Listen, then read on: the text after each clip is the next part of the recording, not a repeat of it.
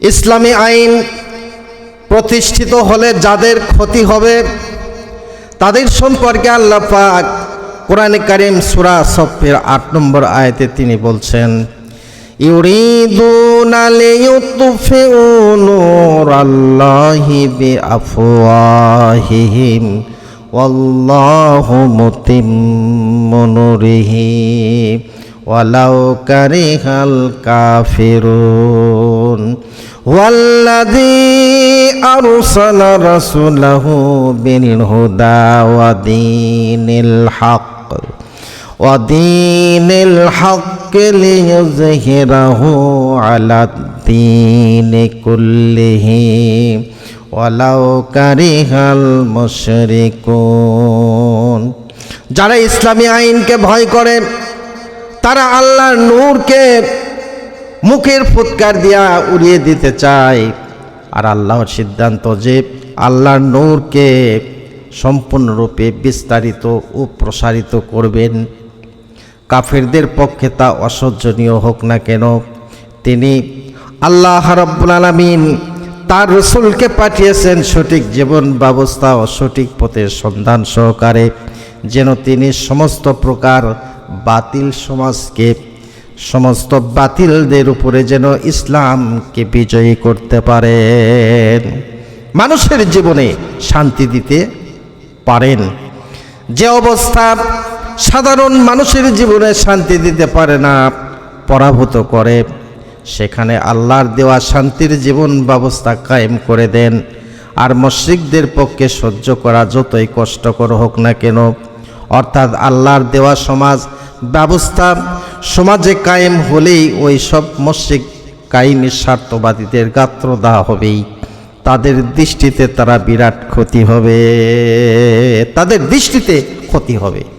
আল্লাহ রাব্বুল আলামিন সূরা সফের এই আয়াতে কারিমার মধ্যে তিনি বলছেন, ইসলামী আইন কাফের মুশরিক সহ্য করতে পারবে না, কেননা তা পারবে না, তাদের বা কি ক্ষতি।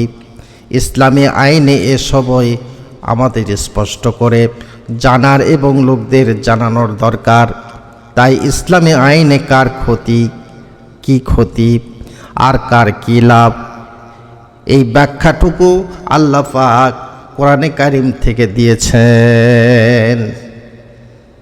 ইসলামের প্রাথমিক যুগে রাসূল করিম সাল্লাল্লাহু আলাইহি ওয়াসাল্লাম কোরআনের বিধান যখন কায়েম করতে লাগলেন, তখন যে সমস্ত কাফের মুশরিক যারা ইসলামের চরম দুশমন ছিলেন, তারা ইসলামকে বাস্তবায়িত করার পক্ষে বাধা দিয়েছিল।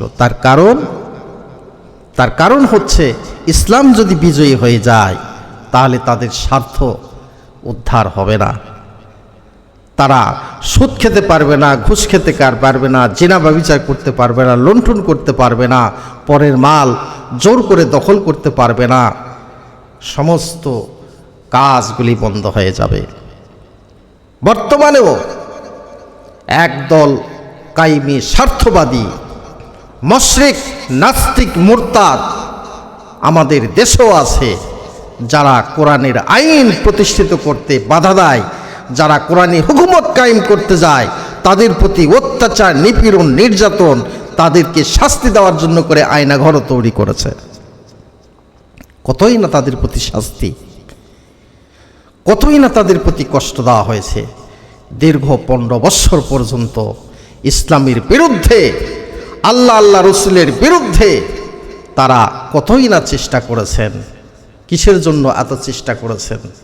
একটি কারণ, সেটা হলো এই যে তাদের গাত্রদাহ, তাদের এমন জায়গায় ক্ষত সৃষ্টি হয় ইসলাম কায়েম হলে, ওই ক্ষত আর কোনোদিন ভালো হবে না, তারা সহ্য করতে পারবে না, ইসলামকে দেখতে পারবে না। যারা ইসলামী হুকুমত কায়েম করেন তাদেরকে সহ্য করতে পারবে না কোনোদিন। এই ক্ষতির কথা, তাদের এই ক্ষতির কথা আল্লাহ পাক কোরআনে কারীমের মধ্যে তুলে ধরছেন। এবার আমি খুবই সংক্ষিপ্ত আকারে বলতে চাই ইসলামী আইনে কার কি ক্ষতি এবং কার কি লাভ। আর এটা পূর্বের আয়াতে স্পষ্ট প্রমাণিত হয়েছে যে সমাজের উপরতলার লোকগুলি সমাজে সাধারণ লোকদের বিভিন্নভাবে ঠকায় এবং তারা কোটিপতি হয়, আর কিছু লোক তারা ক্রমান্বয়ে সর্বহারা হয়ে রাস্তায় রাস্তায় ঘোরে, দিন মজুর খাটে, ভিক্ষা করে, ও কেউ চোর ডাকাত হয়। মহিলারা উপায়হীন হয়ে নানা রকমের অপকর্মে লিপ্ত হতে বাধ্য হয়। এ কারণে আল্লাহ যে ওজন এবং ভারসাম্য রক্ষা করে চলার কথা বলেছেন, যার প্রকৃত ব্যাখ্যা সহজ সরল ভাষায় আমি আপনাদের সামনে উপস্থাপনা করলাম।